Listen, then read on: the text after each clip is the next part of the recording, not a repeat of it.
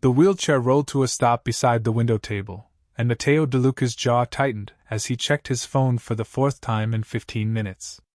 No messages, no apologies, just the crushing weight of being stood up again. The great Matteo DeLuca, feared head of the DeLuca family, reduced to waiting alone like a forgotten ghost. He was about to leave when the door opened. A woman with deep brown skin and natural curls entered, a small girl in a yellow dress holding her hand. Before the mother could stop her, the child walked straight toward his table. "Mister, why do you have tears in your eyes?" The woman rushed forward, horrified. "I am so sorry, Naira, come here right now." But Matteo couldn't look away. Her eyes were warm, genuine, completely unafraid. Serena Vale had exactly $63 left in her bank account when she pushed open the door to Café Paradiso with her 7-year-old daughter Naira. She'd promised her a pastry after the job interview, and Serena always kept her promises, even when keeping them hurt. "Mama, can I get the one with chocolate?" Naira tugged on her hand. "We'll see, baby. Naira, no!" But her daughter had already spotted the man in the wheelchair by the window and was walking toward him. "I'm not bothering him, Mama. Look, there's 2 cups, but he's all alone. Someone left him." Serena's eyes darted to the table. 2 espresso cups, one half empty, one untouched. The man's dark eyes flickered with carefully buried pain. "Wait!" His voice stopped her as she tried to leave. "Please! Sit! Your daughter is right. Someone did leave me." Every instinct told Serena this man was dangerous. His expensive suit, the neck tattoos, the power and the way he held himself. But something in his expression, that controlled vulnerability, made her nod. "I'm Serena. This is Naira. Matteo DeLuca." "Why are you in a wheelchair?" Naira asked bluntly. "Naira!" Serena's cheeks burned. But Matteo's lips curved slightly. "I hurt my spine in an accident. I can't walk anymore." "That's sad," Naira said solemnly. "Do you like pastries? I haven't had one in a very long time." "Mama, can we get him one too, since his date left him?" "We can't." Serena started, but Matteo interrupted. "Please, allow me to buy for all of us. It's the least I can do for the company." Serena hesitated. Pride warred with the loneliness she saw in his eyes, the same ache she carried working double shifts, wondering if she was enough for her daughter. "All right," she said softly. "Just for a few minutes." As Naira squealed with delight, Serena watched Matteo's expression soften, his walls cracking just enough to let her see the man beneath. The one who'd been crying alone at a table set for 2. The one who made her feel, for the first time in years, like maybe she wasn't invisible. What neither of them knew was that this 20-minute encounter over coffee and pastries would change everything. If you're enjoying this story so far, please hit that like button, drop a comment telling me where you're watching from, and don't forget to subscribe so you don't miss what happens next. Trust me, you'll want to see how Matteo and Serena's story unfolds.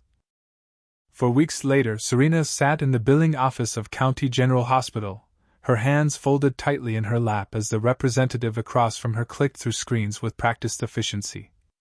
The fluorescent lights buzzed overhead, casting everything in a harsh, clinical glow. Each second stretched into an eternity. "So the total after insurance is $19,147, the woman said, her tone sympathetic but matter-of-fact, as if she delivered this kind of news a dozen times a day. "We can set up a payment plan if you'd like." Serena's throat tightened. 19,000. The number echoed in her head like a death sentence, drowning out everything else. 3 nights ago, Naira had woken gasping for air, her lips tinged blue, her small chest heaving with effort that produced almost no sound. The terror in her daughter's eyes as she clawed at her own throat would haunt Serena forever. The ambulance ride, the emergency room's controlled chaos, the overnight observation, the breathing treatments, it had all blurred together in a nightmare of beeping machines and her daughter's terrified, silent pleading. But Naira was alive. Stable. Home, sleeping peacefully with her new inhaler on the nightstand.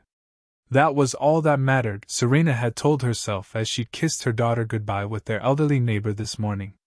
Until now. What are the payment options? Serena heard herself ask, her voice steady despite the panic clawing at her chest like a living thing. Minimum $800 a month for 24 months. The woman slid a pamphlet across the desk, her nails painted a cheerful coral that seemed obscene in this moment.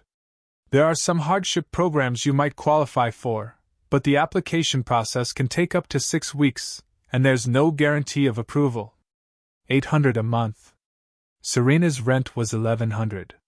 Her 2 jobs, waitressing at Rosie's Diner and weekend shifts at the department store, brought in maybe $2,200 on a good month, before taxes. Then there was food, utilities, Naira's regular asthma medication that insurance only partially covered, the inhaler refills, bus passes since she'd lost the car last year when the transmission died and repairs cost more than the car was worth. She did the math in her head, the numbers refusing to add up no matter how she rearranged them. There was no room. No buffer. No miracle calculation that made this work. I'll need to think about it, Serena said, standing on legs that felt like water. The pamphlet crinkled in her grip. Thank you for your time. Of course. And Miss Vale? The woman's expression softened. Don't wait too long. After 90 days, the account goes to collections, and that's much harder to manage. Serena nodded, not trusting herself to speak, and walked out of the office with as much dignity as she could gather around herself like a threadbare coat. She made it to her car, a 15-year-old sedan held together with hope and duct tape, before the composure shattered. Her hands shook as she gripped the steering wheel, vision blurring with tears she couldn't afford to shed. Not here. Not with Naira watching from the back seat, her sunflower hair clipped bright against her dark curls, the same clip she'd been wearing that day at the café when they met the sad man in the wheelchair. Mama! Is everything okay? Serena forced herself to breathe, to wipe her eyes with the back of her hand, to turn around with a smile that felt like broken glass cutting into her face. Everything's fine, baby. Just tired. Did the hospital people make you sad? Naira's voice was small, worried. She was too perceptive, had always been able to read Serena's moods like a book. No, sweetheart. The lie tasted bitter, like medicine. Mama's just happy you're feeling better. So happy. That part, at least, was true. Naira seemed to accept this, turning her attention back to the coloring book in her lap, humming softly as she carefully stayed within the lines. Serena started the engine, it coughed twice before catching, and drove toward the diner, where her evening shift started in 40 minutes. No time to fall apart. No time to figure out how to pay for keeping her daughter alive. Just time to put on her apron, smile at customers, and hope the tips would be good tonight. That night, after Naira had finally fallen asleep, her breathing soft and steady in the bed they shared in their one-bedroom apartment, Serena lay awake staring at the water stain on the ceiling that looked like a storm cloud. She'd done the calculations 5 different ways on the back of an envelope, the numbers growing messier with each attempt. Cut deeper into her food budget, they could eat more rice and beans. Turn the heat down even lower, they just wear more layers. Pick up every extra shift available, but then who would watch Naira? Nothing worked. Every scenario ended the same way: eviction, or the lights getting shut off, or Naira going without her medication because Serena had to choose between breathing treatments and rent. She turned her head to watch her daughter sleep, one small hand curled beneath her cheek, the other clutching the stuffed rabbit she'd had since she was 7 years old, and she'd already been through so much. A father who'd walked away before she was born, before he even knew if she'd be a boy or a girl. Apartments that changed every year when rent went up and Serena couldn't keep up. Meals that were sometimes just cereal for dinner because it was all they could afford. Clothes from thrift stores and toys from yard sales. But Naira never complained. She smiled at strangers in cafes. She shared her coloring books with other kids at the clinic. She told Serena every single night, without fail, that she was the best mama in the whole world. Serena reached out, gently touching Naira's curls, careful not to wake her. I won't let you suffer, she whispered into the darkness, her voice barely audible over the hum of the refrigerator in the kitchen.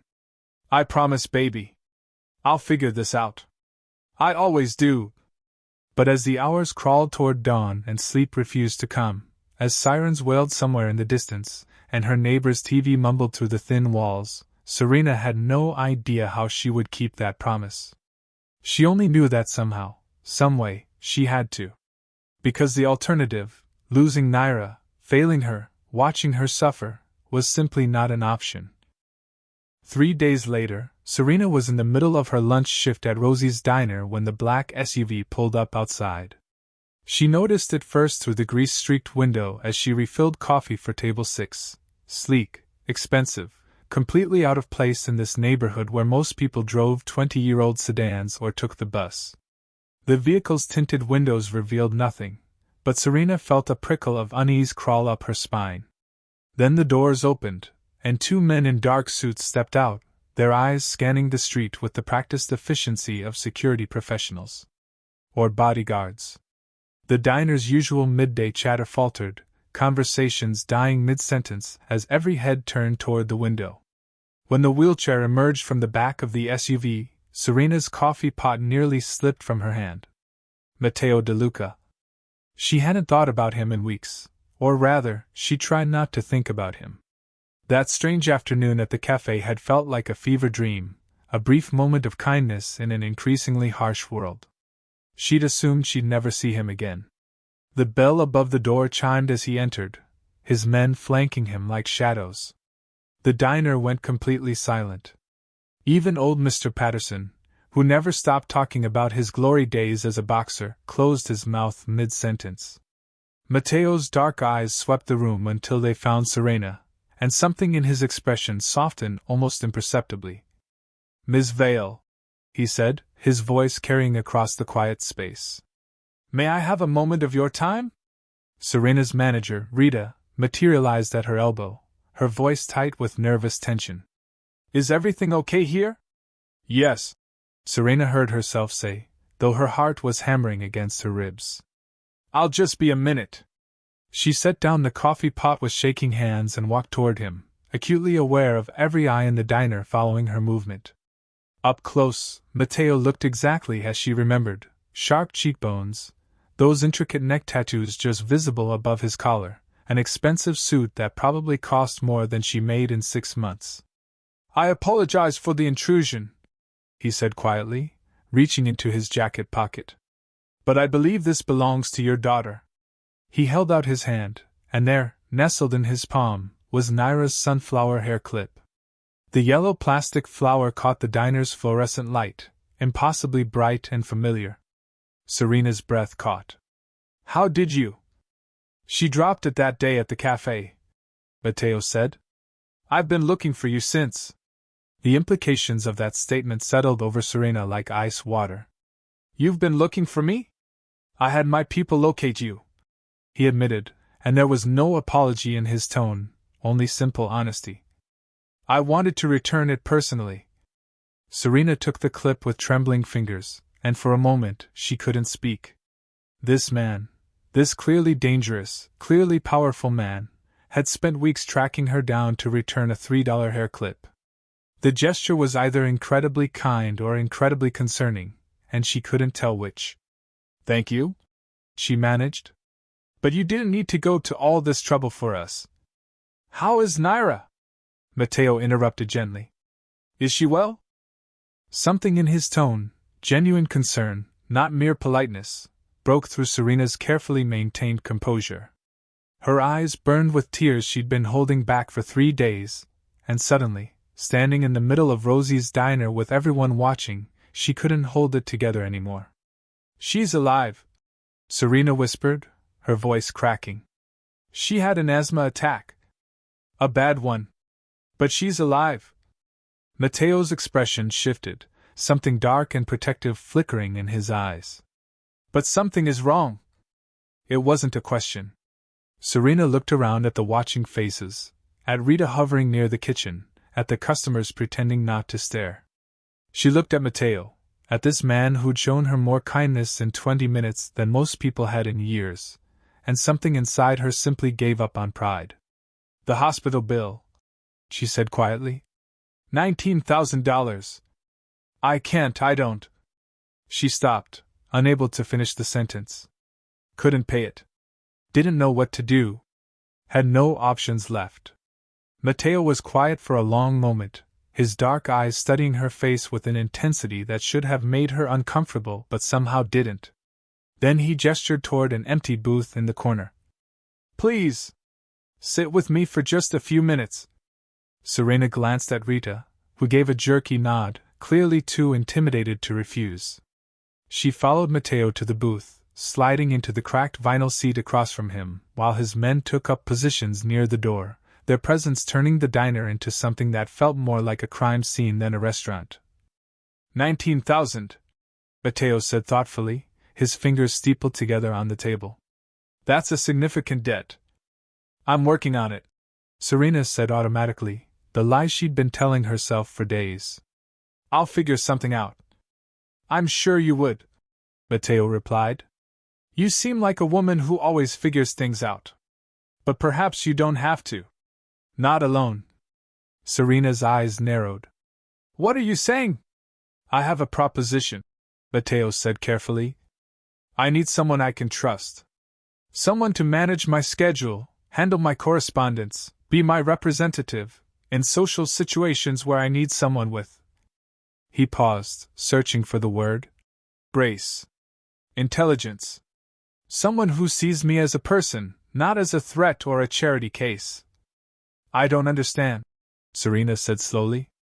"I'm offering you a position," Matteo said. $95,000 a year. Full benefits, including health insurance that would cover Naira's medical needs completely. The number hit Serena like a physical blow. 95,000. Nearly 4 times what she made now, working herself to exhaustion at 2 jobs. "Why?"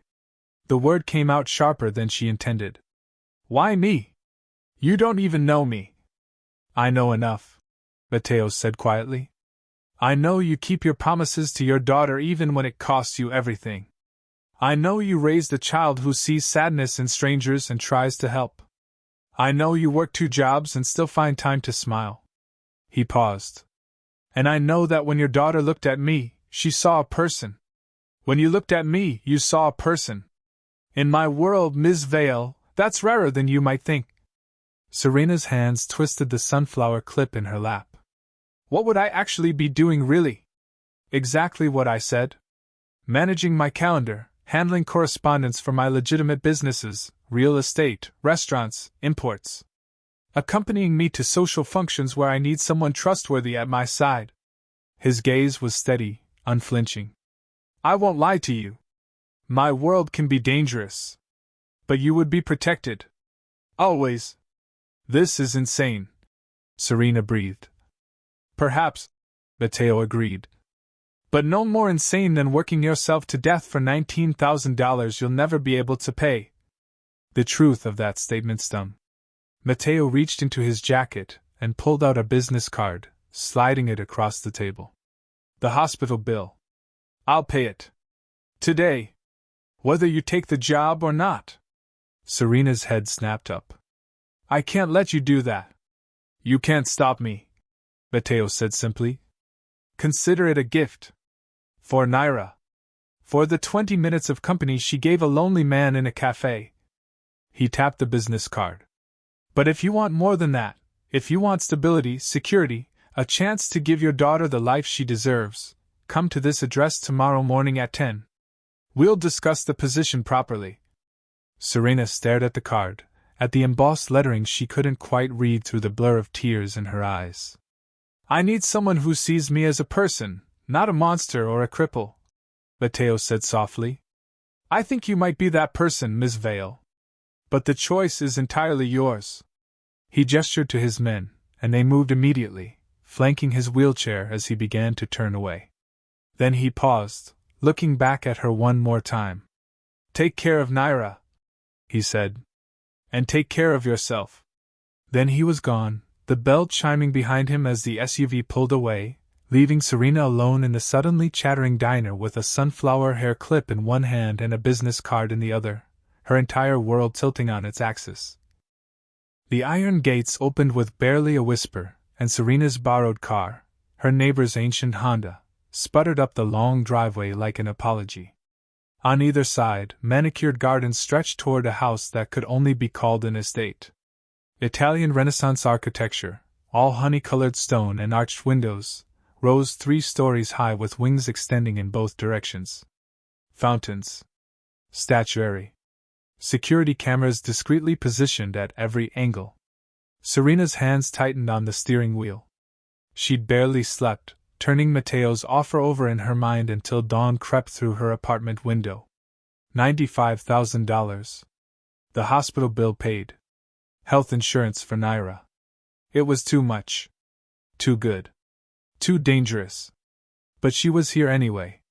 A woman in her 50s with steel-gray hair and a kind face met her at the entrance. Ms. Vale? I'm Elena, Mr. DeLuca's head of household. Please come in. The interior was even more breathtaking. Marble floors, oil paintings that looked original, a sweeping staircase that belonged in a movie.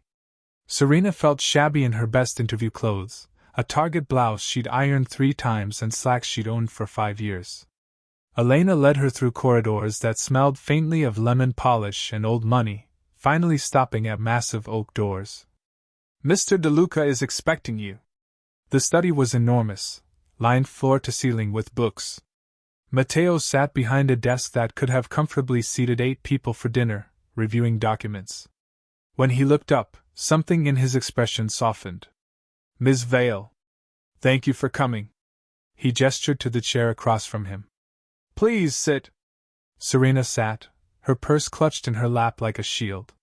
Mr. DeLuca, Before we discuss anything else, Matteo interrupted gently, sliding a folder across the polished wood. I wanted you to have this. Serena opened it with trembling fingers. Inside was a single sheet of paper with the County General Hospital letterhead. Stamped in red across the invoice for $22,347 were 2 words, paid in full. The paper blurred as tears filled her eyes. She couldn't speak, couldn't breathe, could only stare at those words that meant Naira was safe, that the crushing weight pressing down on her chest for weeks had simply vanished. I told you I would take care of it, Matteo said quietly. Why? Serena's voice cracked. You don't know me anything. No, Matteo agreed. But your daughter gave me something no one else has in 2 years. Hope that people still see beyond the chair, beyond the reputation. He paused. Consider it a thank you. Serena wiped her eyes, trying to regain composure. The job. I need to understand what I'm actually walking into. Matteo's gaze was steady, unflinching. I'll be honest with you, Ms. Vale, because you deserve that. My family has 2 sides. The legitimate businesses, real estate holdings, 3 restaurants, import companies. All legal, all documented, all clean. He paused. And then there's the other side. The side I inherited from my father. That side exists, and I won't insult your intelligence by pretending otherwise. Serena's throat felt tight. And which side would I be working for? The legitimate side only, Matteo said firmly. You would manage my schedule, handle correspondence with business partners, accompany me to social functions where I need someone professional and trustworthy. You would never be involved in anything illegal. You have my word. Your word, Serena repeated softly. From a man who just admitted he runs criminal operations. Yes, Matteo said simply. My word. Which, in my world, is everything. Serena looked down at the hospital receipt still in her hands, then back at Matteo. I have one condition. Name it. I pick up Naira from school every day at 3 p.m. Non-negotiable. Done, Matteo said immediately. Your schedule will be built around your daughter's needs. Whatever she requires, you'll have the flexibility to provide it. The ease of his agreement startled her. Just like that? Just like that. Matteo's expression softened. I'm not asking you to choose between this job and your daughter, Ms. Vale. I'm offering you a chance to give her everything she deserves. Serena took a shaky breath. Every instinct screamed this was dangerous, reckless, possibly the worst decision of her life. But the alternative was drowning slowly, working herself to death while Naira went without. Okay, she whispered. I'll take the job. Something that might have been relief crossed Matteo's face. He pressed a button on his desk, and Elena appeared almost instantly. Please show Ms. Vale to her office, Matteo said.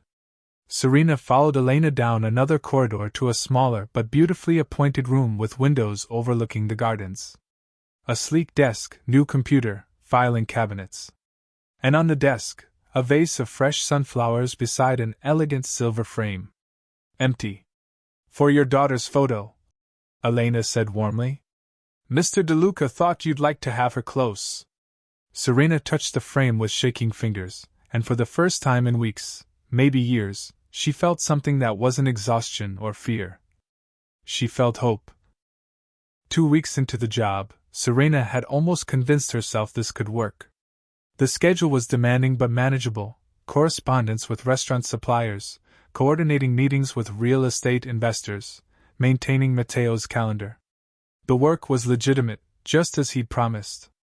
She picked up Naira every day at 3, brought her back to the estate where she'd do homework in Serena's office while munching on cookies Elena always had waiting. Then Matteo told her about the quarterly meeting. You'll observe and take notes, he said that morning, his tone carefully neutral. Say nothing unless directly addressed. These men are not accustomed to outsiders. Now, standing outside the conference room, Serena understood why he'd warned her. Through the heavy doors, she could hear voices, rough, aggressive, speaking in rapid Italian and English. The kind of voices that had seen things, done things she didn't want to imagine. Matteo glanced at her. You can wait outside if you prefer.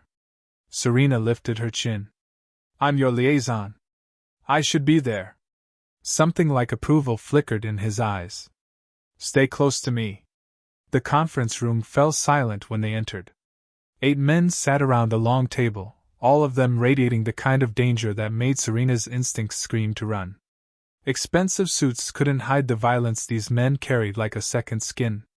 Matteo wheeled to the head of the table, and Serena took the seat beside him, her notebook open, pen ready, trying to ignore the weight of hostile stares. Gentlemen, Matteo began. Let's begin with. Who's the girl? The interruption came from a man at the far end, handsome in a cold, predatory way, with slicked back dark hair and eyes like chips of ice.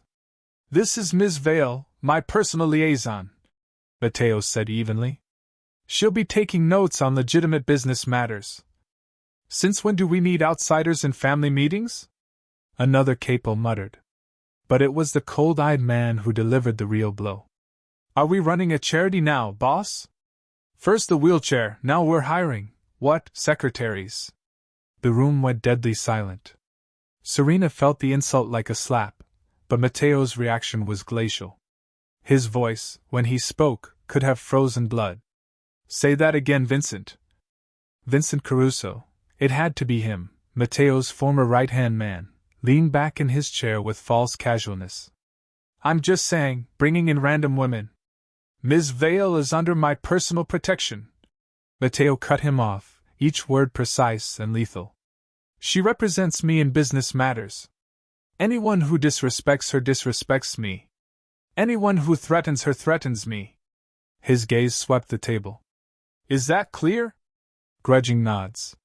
Caruso's smile didn't reach his eyes. The meeting continued, discussions of territory and profits that Serena dutifully recorded while her heart hammered against her ribs.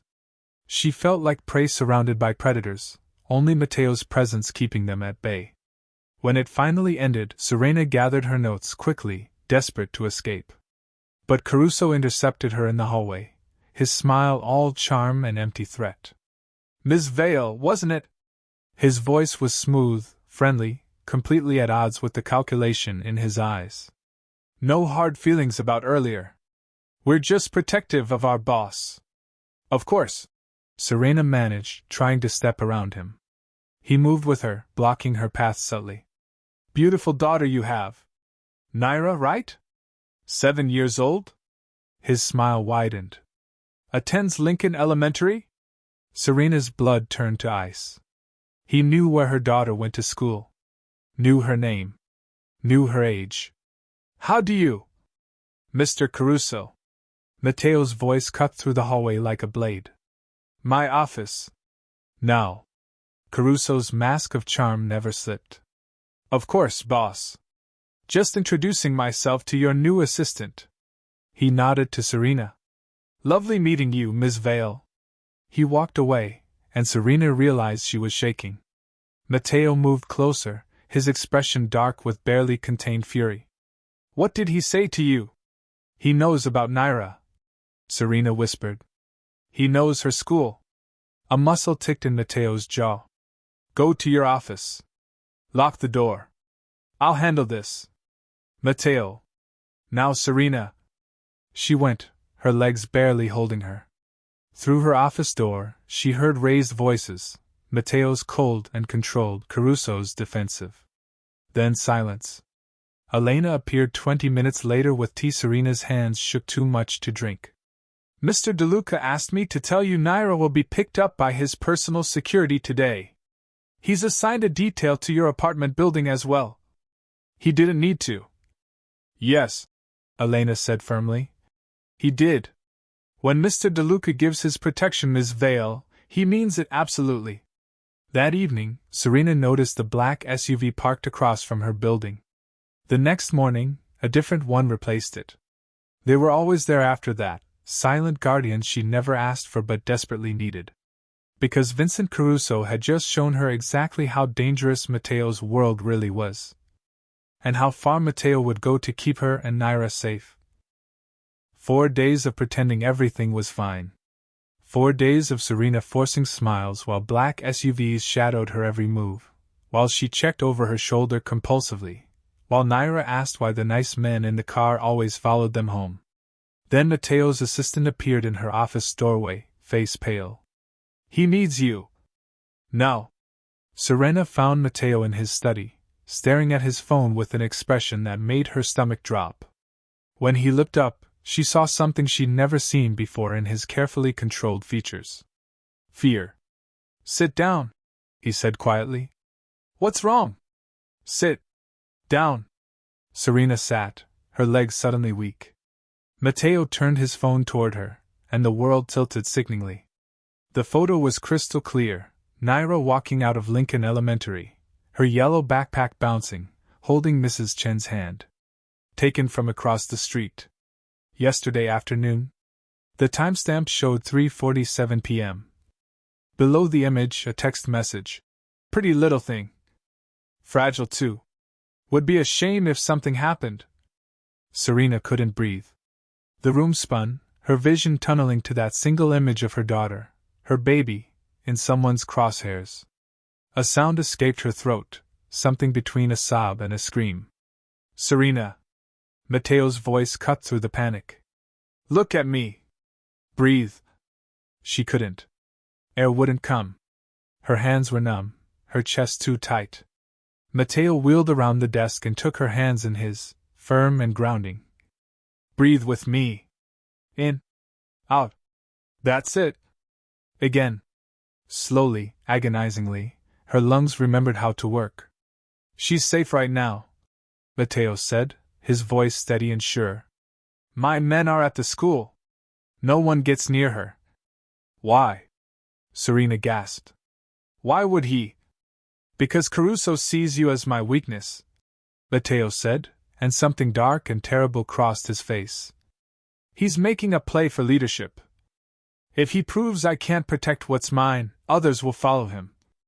What's yours? Serena's voice cracked. I'm not, we're not. To him you are, Matteo said bluntly. I defended you in front of the capos. Put you under my personal protection. That made you a target. Serena stood on shaking legs, the photo still burning in her vision. I need to quit. Take Naira and disappear. Tonight. He won't have any reason to harm us. Sit down. No. She was backing toward the door. This was a mistake. I never should have. Running won't save you. Matteo's voice was hard as iron. He's already marked you, Serena. Marked Naira. Disappearing just makes you easier prey. He held her gaze. You're only safe with me. Safe? Serena's laugh was bitter and broken. My daughter just got a death threat because of you. Because of him. Matteo corrected, steel beneath the words. And I will end this. But not if you run. Serena pressed her hands to her face, trying to think through the terror.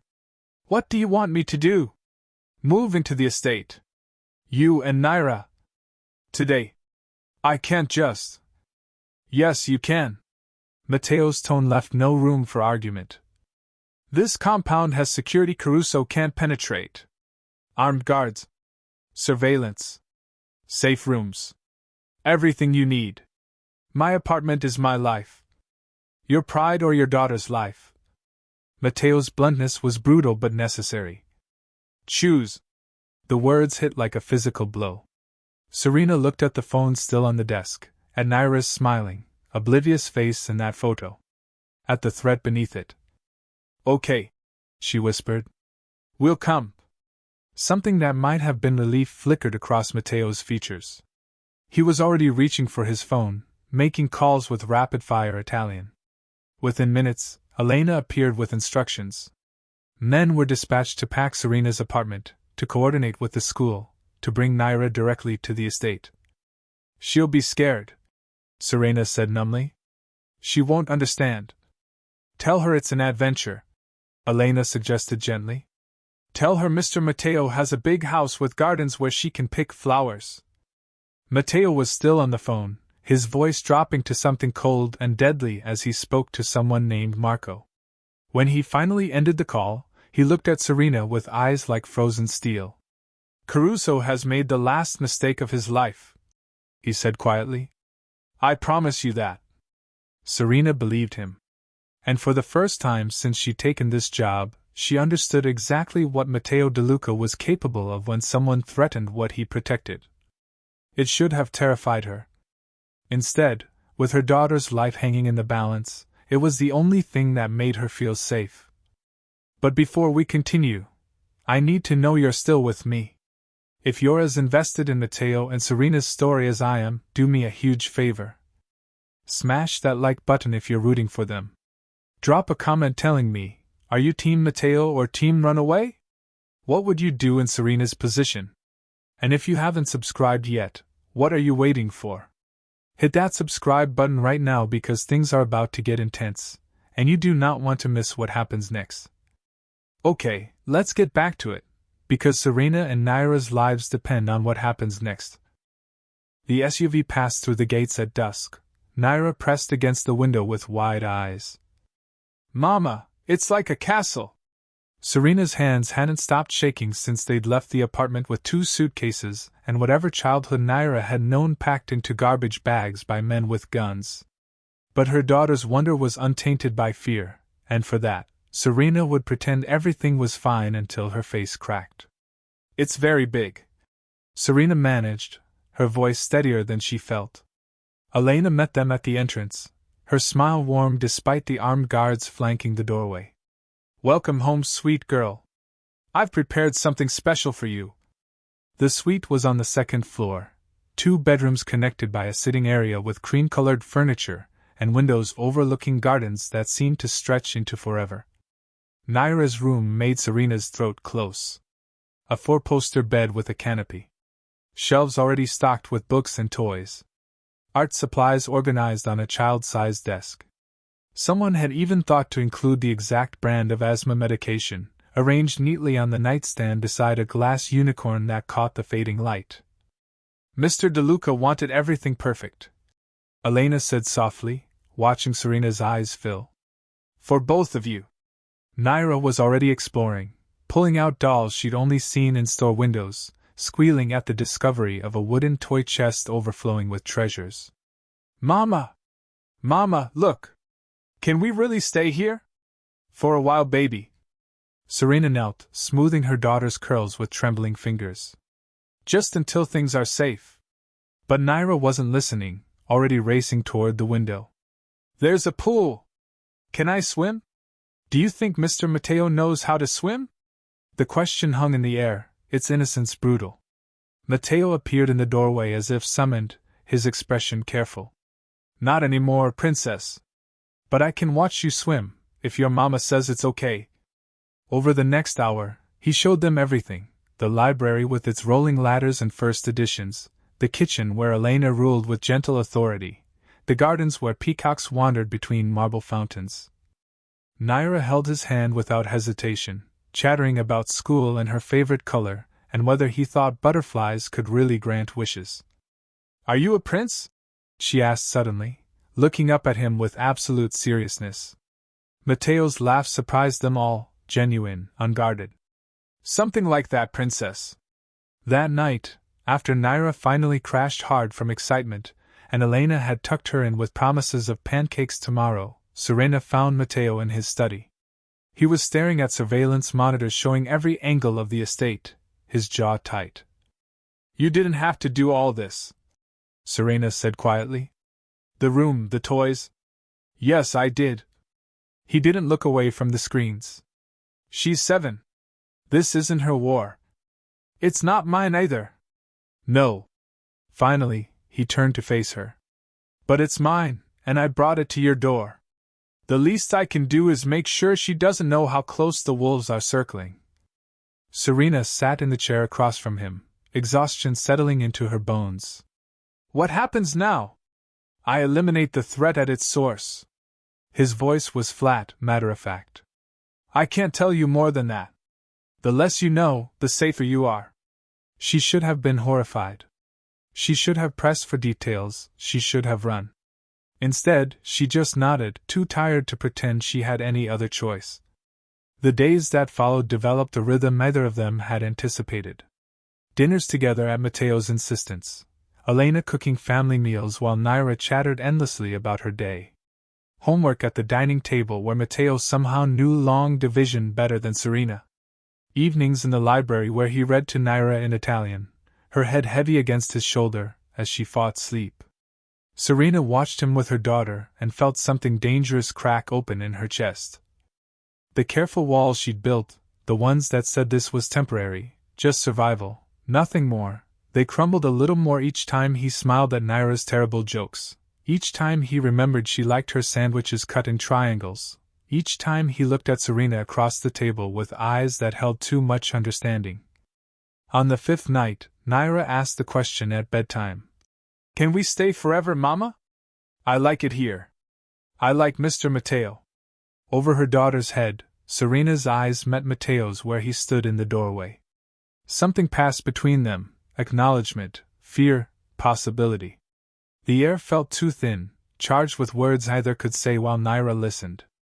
We'll see, baby, Serena whispered, but her gaze never left Matteo's. We'll see. Outside, beyond the walls and the guards and the illusion of safety, Vincent Caruso was still out there. Still planning. Still threatening everything fragile and new growing in this marble fortress. And everyone in that house knew the reckoning was coming. The clock read 2:47 a.m. when Serena gave up on sleep. She tried everything, counting backwards, controlling her breathing, reciting Naira's favorite bedtime story in her head. Nothing worked. Every time she closed her eyes, she saw that photograph, her daughter's innocent smile frozen in someone's crosshairs. She found Matteo exactly where she expected, in his study, surrounded by monitors showing grainy surveillance footage. His jaw was tight, shoulders rigid with tension that had nothing to do with the late hour. He didn't look up when she entered, but his voice was soft. You should be sleeping. So should you. Serena moved closer, seeing what he was watching, men in dark clothes entering and exiting a building she didn't recognize, their movements tracked by timestamps and annotations. Is that? Don't ask questions you don't want answered. But his tone held no warning, just tired honesty. I'm grateful for the distraction if you're offering. Serena sat in the leather chair beside his desk, tucking her legs beneath her. The room smelled like expensive whiskey and old books, masculine and strangely comforting. Tell me something real. Something that has nothing to do with any of this. Matteo was quiet for so long she thought he wouldn't answer. Then he turned his wheelchair slightly, facing her instead of the screens. You want to know how it happened? It wasn't a question. Serena nodded. Ambush. 3 years ago. His voice was matter-of-fact, clinical, like he was describing someone else's tragedy. My father and I were returning from a meeting. 7 men, automatic weapons. They killed 4 of my guards before we even knew what was happening. He paused, something flickering in his dark eyes. A bullet severed my spine. T11 vertebra. Complete paralysis from the waist down. They tell me I'm lucky. Lucky it wasn't higher. Lucky I can still use my arms. Lucky I survived at all. Your father? Serena asked gently. Survived physically. Died 6 months later anyway. Matteo's laugh was bitter. Heart attack, they said. But I knew better. He looked at me every day like I was already dead. 30 years he spent molding me, preparing me to lead, and I became this. He gestured at the wheelchair with barely concealed disgust. In an instant. His legacy broken. That's not. Don't. The word was sharp. Don't tell me I'm not broken, Serena. I live it every day. Something in his voice, that raw self-loathing, made Serena's chest ache. She leaned forward, her voice fierce. You want to talk about broken? Naira's father left when I was 4 months pregnant. Didn't even wait to find out if it was a boy or girl, just walked out saying he wasn't ready to be tied down. Her hands clenched in her lap. I raised her alone. Worked 2 jobs while she learned to walk, to talk, to read. Every milestone, every fever, every nightmare, just me. And you know what people said? Poor thing. Such a shame. Like we were some tragedy to pity. Matteo was watching her intently now, really seeing her. You're the strongest man I've ever known, Serena said quietly. Not despite the chair, Matteo. Because of everything you've built around it. Your father was a fool if he couldn't see that. The silence stretched between them, heavy with things neither could quite name. When Matteo finally spoke, his voice was rough. I haven't felt human in 2 years. Until you and Naira walked into that café. You looked at me like I was just a person having a bad day, not some tragedy or threat. Do you know how rare that is? Serena's throat tightened. I haven't felt safe in 7 years. Since the moment that test came back positive and I realized I was completely alone. She held his gaze. Until you.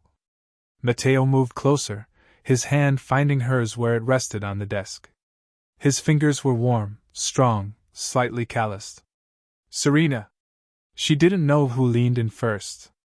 Only that suddenly the space between them was disappearing, his breath warm against her lips, her heart hammering so hard she thought it might break through her ribs. His phone erupted with sound, shattering the moment. Matteo pulled back with a curse, answering with clipped Italian. Serena caught enough words, location, confirmed, tomorrow night, to understand. When he ended the call, his expression had shifted. Still warm when he looked at her, but harder underneath. Dangerous. They found him. Caruso's location. What happens now? Tomorrow, things change. Matteo's thumb traced circles on her palm, and his eyes held hers with devastating intensity. Everything changes, Serena. One way or another. She should have pulled away. She should have remembered this was her boss, that she was living in his house only because her daughter's life was threatened, that crossing this line made everything impossibly complicated. Instead, she squeezed his hand. Be careful. Always. But they both knew it was a lie, and when she finally left his study, Serena understood they'd crossed a threshold that couldn't be uncrossed. Whatever came tomorrow, nothing would ever be the same. Matteo was gone when Serena woke at 5:47 a.m., his study empty except for a cold cup of espresso and surveillance monitors showing nothing but peaceful gardens. Elena appeared in the doorway, her expression carefully neutral. He left instructions. You and Naira stay inside today. All day. The first news report came at noon. A warehouse fire on the waterfront, suspected arson, 3 casualties. No names released. Serena's hands shook so badly she dropped her coffee mug, watching it shatter across the kitchen tiles while Naira played upstairs, oblivious. Her phone buzzed once. A single text from an unknown number. "He's alive!" That was all she got for 2 days. Day 2 brought more news: federal raids across the city, arrests of mid-level organized crime figures, seizures of cash and weapons. The reporter spoke in careful code about dismantling criminal enterprises and cooperation from inside sources. Serena recognized some names from that terrible meeting, men who'd sat around Matteo's table looking at her like she was prey. She barely slept, jumping at every sound, checking Naira obsessively even though armed guards stood outside their suite. Elena brought food Serena couldn't eat, tea that went cold in her hands. The estate felt like a tomb, beautiful and suffocating. On day 3, Marco, Matteo's consigliere, the one who'd flanked his wheelchair at the diner, appeared in her office. His suit was immaculate despite the exhaustion carved into his face. "He wanted you to know it's almost over." "Is he hurt?" Serena's voice cracked. "Alive." Marco studied her with sharp eyes that saw too much. "You understand what he's doing? The boss is burning down his own organization. Decades of his father's work, connections, power structures. He's systematically destroying everything to rebuild it clean." He paused. "For you. For your daughter." The weight of that statement stole her breath. "I never asked him to." "No," Marco agreed. "That's why he's doing it." Day 4 broke with headlines that made Serena's knees buckle. Vincent Caruso arrested by federal agents, facing RICO charges, conspiracy, racketeering. The article detailed evidence, financial records, witness testimony, surveillance, all pointing to crimes that would put him away for life. No bodies. No mysterious disappearances. Just cold, methodical legal destruction. Matteo had destroyed him without firing a single shot. Serena was reading the article for the 3rd time when Elena touched her shoulder. "He's home." She found him in the entry hall, and her heart stopped. His left arm was bandaged from wrist to elbow, dark bruises mottled his jaw and cheekbone, and he moved with the careful stiffness of someone in serious pain. But he was alive, whole, here. Before Serena could move, Naira came tearing down the stairs in her pajamas, launching herself at Matteo with a 7-year-old's complete lack of caution. "Mr. Matteo! You came back! Mama was so worried, she barely ate anything and—" "Naira, careful!" Serena rushed forward, but Matteo was already catching her daughter, holding her close despite the obvious pain it caused. "I promised I'd come back, didn't I, princess?" His voice was rough with exhaustion, but his smile was genuine. "I always keep my promises." Elena appeared with gentle efficiency, coaxing Naira away with promises of hot chocolate and cookies. The moment they were alone, Serena moved to Matteo's side, her hands hovering over his injuries, afraid to touch, afraid not to. "You're hurt," she whispered. "It's nothing serious. Don't lie to me." Her voice broke. "You almost died for us. For people you barely know." Matteo caught her wrist gently, pulling her closer until she had no choice but to look at him. His dark eyes were bloodshot with exhaustion, but they held hers with devastating intensity. "I'd die 1,000 times to keep you safe. Both of you." His thumb traced her pulse point. "Don't you understand that yet?" "Why?" The question came out strangled. "We're nothing, we're nobody." "You're everything," he said simply, like it was the most obvious truth in the world. "You see me, Serena? Not the chair, not the reputation, not the monster everyone else sees. Just me. Do you know how long I've been invisible?" Serena's vision blurred with tears she'd been holding back for 4 days. "You can't do this. You can't make me care about you and then disappear for days while I imagine." Her voice broke completely. "I can't lose anyone else." Matteo pulled her down until her forehead rested against his, close enough to feel his breath, to count the flecks of gold in his dark eyes. You won't. I'm here. I'm staying. The rawness between them was almost unbearable, all their careful walls reduced to rubble. When Serena finally pulled back, wiping her eyes, Matteo was still watching her like she was something precious he'd fought wars to keep. And maybe, she realized with terrifying clarity, she actually was.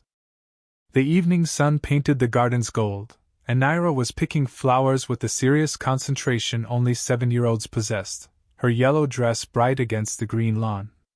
Serena watched from the stone bench, trying to reconcile the peace of this moment with the violence of the last 4 days.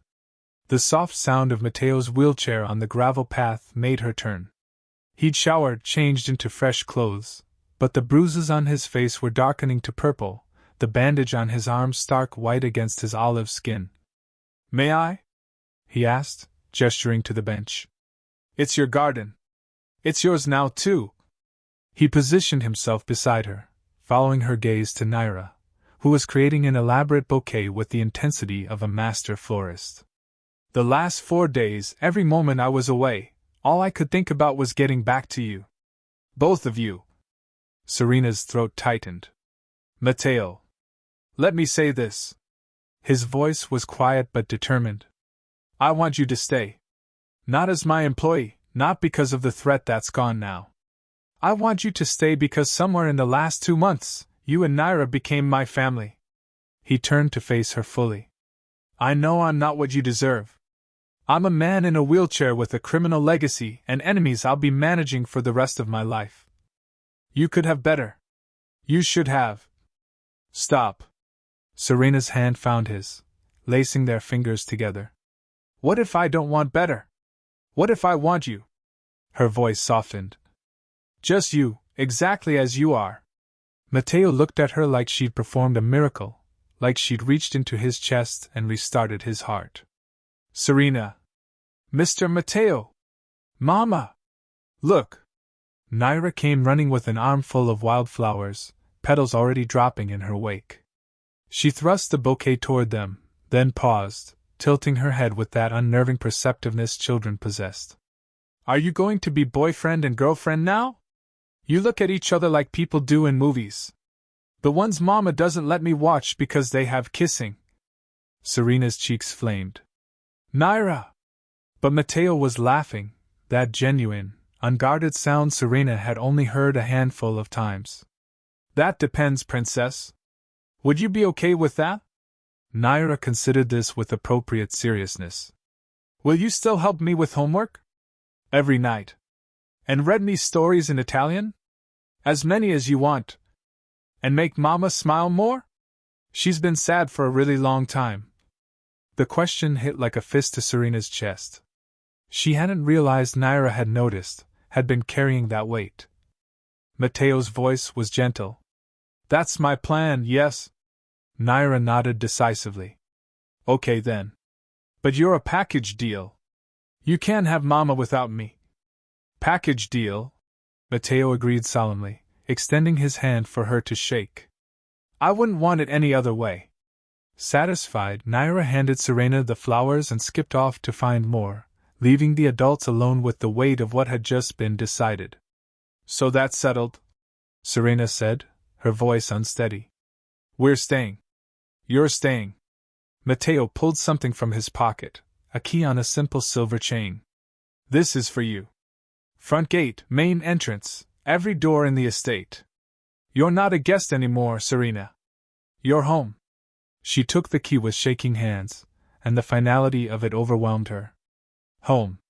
After 7 years of temporary apartments and eviction notices and fear, someone was offering her a home.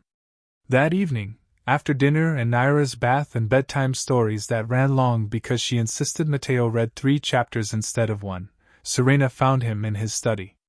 He looked up from his desk, and without a word, she closed the door behind her. I need to know this is real, she said quietly. That I'm not imagining what's between us because I'm grateful or scared or... Matteo moved toward her, and when he reached for her hand, pulling her closer, his touch answered every question. Does this feel like imagination? She shook her head, unable to speak. Good. His hand came up to cup her face, his thumb brushing her cheekbone with devastating gentleness. Because I've been wanting to do this since that first afternoon in the café. When he kissed her, it was nothing like the almost kiss 4 nights ago, no hesitation, no interruption, just years of loneliness melting away in the warmth of connection neither had expected to find. Serena's hands found his shoulders, steadying herself as the world tilted, reformed, became something entirely new. When they finally broke apart, both breathing hard, Matteo rested his forehead against hers. Terrified? Completely, Serena admitted. What about you? Out of my mind. But he was smiling, and so was she, and somewhere upstairs Naira was sleeping peacefully in a room full of toys, dreaming of gardens and homework help and a future that suddenly looked nothing like the past. They were building something fragile and fierce, a family forged from loneliness and danger and the simple miracle of being seen. And for the first time in longer than she could remember, Serena believed it might actually last. 3 years later. The Christmas lights strung throughout the estate gardens cast everything in warm gold and silver, turning the fresh snow into something magical. Through the study window, Serena watched 10-year-old Naira directing 2 of Matteo's security guards, Marco and the younger one, Dante, in the construction of what appeared to be an architectural marvel of a snowman. No, the carrot goes higher. He needs a proper nose. Naira's voice carried through the glass, bossy and confident in the way of children who never known a moment of real fear. Matteo's wheelchair moved up beside her, and his hand found the small of her back with the easy affection of 3 years together. She's got them wrapped around her finger. She gets that from you. Serena leaned into his touch, her other hand resting on the swell of her belly where their son kicked constantly, as if already eager to join this chaotic family they'd built. Marco's putting the head on crooked, Matteo observed. You want to go supervise? I'm exactly where I want to be. His hand moved to cover hers on her stomach, feeling the baby move. How's Alessandro today? Serena smiled at the name, Naira's idea, offered shyly one night at dinner. I think we should name him after Papa's father. So he knows he had a grandfather who was strong, even if he couldn't see it himself. Matteo had cried, actually cried, and Serena had fallen in love with him all over again watching him hold their daughter close. Active, she said now. I think he's practicing soccer. Just like his sister. Matteo's thumb traced circles on her belly, and the tenderness in his expression still made her breath catch after 3 years of marriage, after building a life together that had started with a cafe meeting and a dropped hair clip. The business was different now, cleaner, more legitimate, though Serena knew there were still shadows Matteo managed that she didn't ask about. But family came first now. Always. Board meetings scheduled around Naira's school plays. Dinner together every night. Saturdays reserved for pancakes and cartoons. Papa! Mama! Come see! Naira was waving frantically from the garden, her cheeks pink with cold, her smile bright enough to outshine the Christmas lights. She called him Papa now, had been since 6 months after they'd moved in permanently.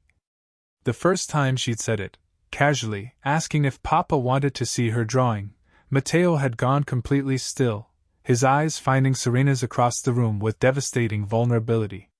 Serena had nodded, throat too tight to speak, and watched her daughter give this broken man the thing he needed most, proof he was worthy of being loved.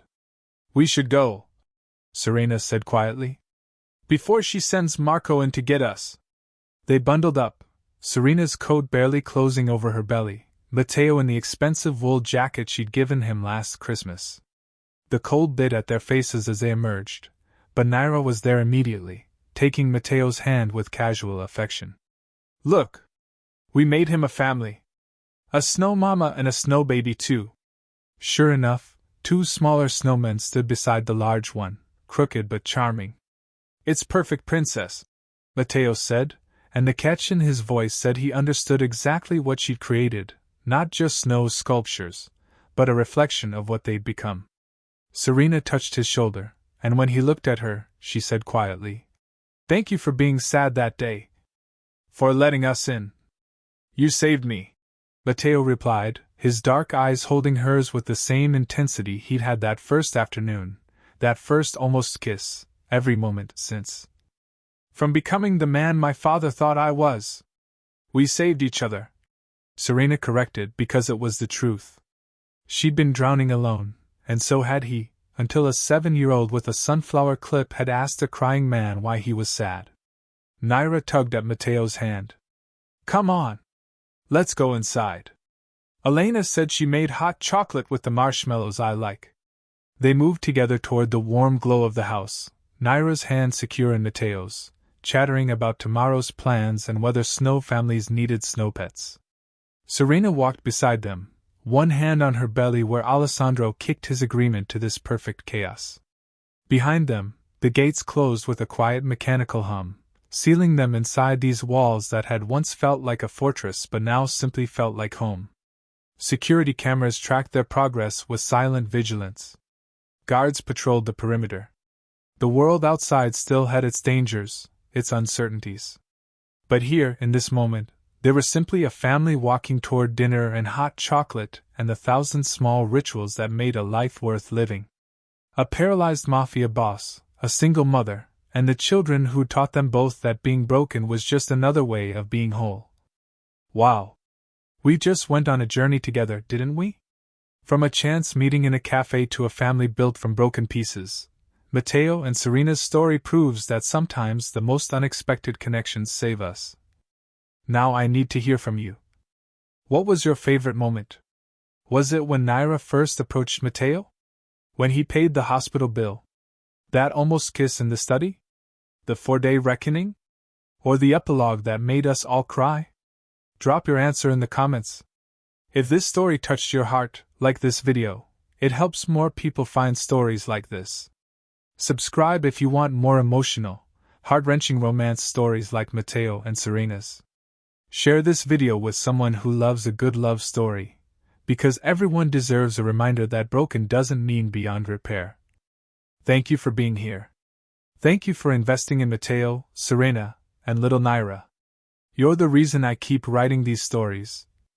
I'll see you in the next one.